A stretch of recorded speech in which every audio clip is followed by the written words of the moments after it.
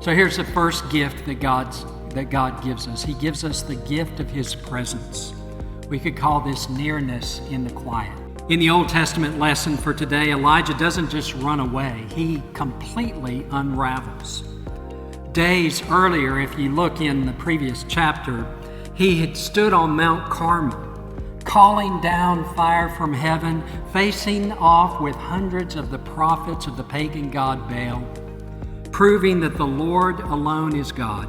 There's a kind of moment that should have made him unshakable. But then Queen Jezebel finds out about what he's done, and she's angry. And she sends a single threat. By this time tomorrow, she said, you'll be dead. And suddenly the prophet Elijah, who faced down kings, can't seem to face another day. He leaves his servant behind, wanders into the wilderness, the desert wilderness, with no plan and no hope, until finally, exhausted, he falls beneath the shade of a broom tree. And there he prays one of the rawest prayers in Scripture. I've had enough, Lord.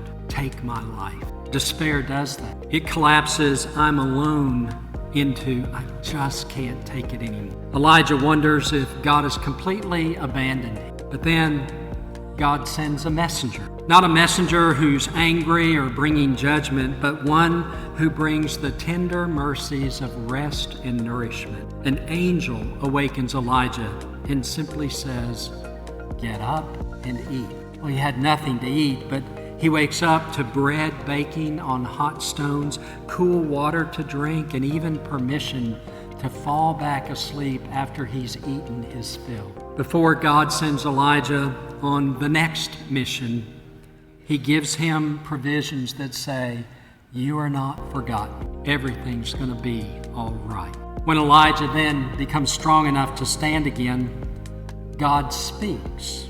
Not through the wind, not through the earthquake, not through the fire, but through a gentle whisper. You don't whisper to someone who's far away.